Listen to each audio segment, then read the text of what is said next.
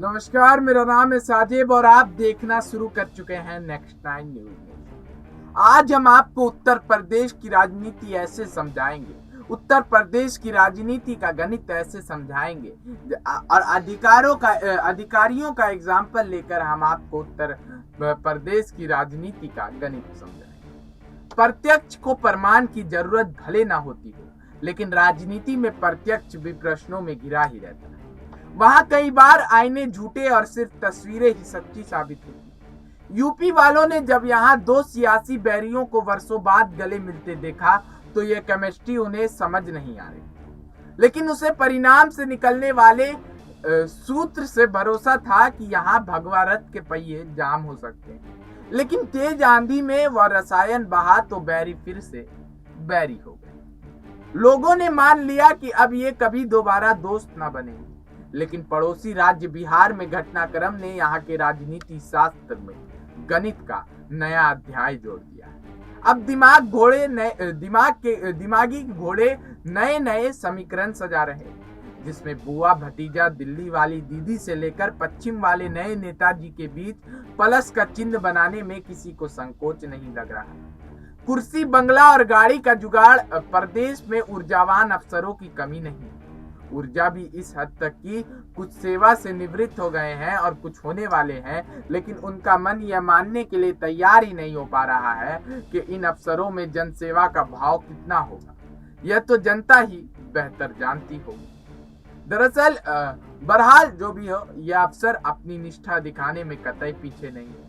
प्रयास में जुटे हैं कि सेवा अवधि पूरा होने के बाद भी कुर्सी, बंगला और सरकारी गाड़ी का जुगाड़ हो जाए भैया, तो मजा आ जाए।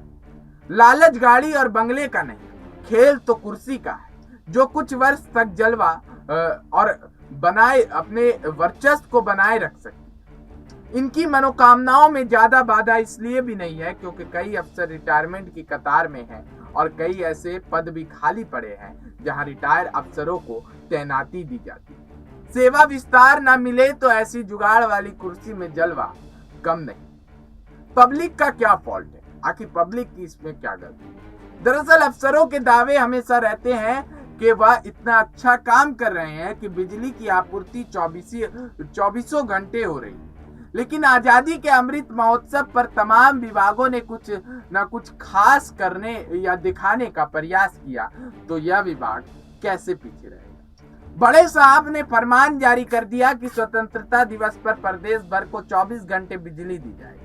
हो सकता है कि साहब ने मौसम विभाग की रिपोर्ट भी पढ़ ली हो, बरसात होगी, सोचा होगा कि लोड कम होगा तो समस्या भी नहीं आएगी, लेकिन हो गया उल्टा। आदेश जारी होते ही बिजली ना उन्हें ही झटका देगा। तमाम जिलों में जमकर कटौती हुई। अब जब तर्कस से प्रश्नों के तीर निकलना शुरू हुए तो तुर्रा यह कि भरपूर बिजली की आपूर्ति।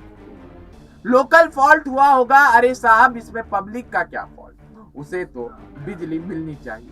अपने लिए भी अमृत की तलाश। राजनीति में चुनावी दौर भला खत्म होता, एक निपटा नहीं कि दूसरे की तैयारी सुनो।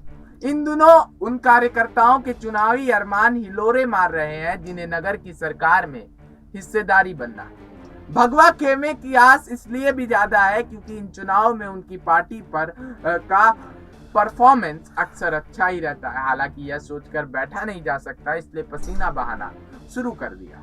अभी जब हर तरफ उत्साह और उमंग का अमृत बरस रहा है तो ऐसे नेताजी भी अपने लिए अमृत की तलाश में निकल पड़े। सुबह से निकले नेताजी शाम तक झंडे बांटते रहे। प्रयास यही था कि इसी के बहाने ज्यादा से ज्यादा घरों तक पहुंच बनाई जाए।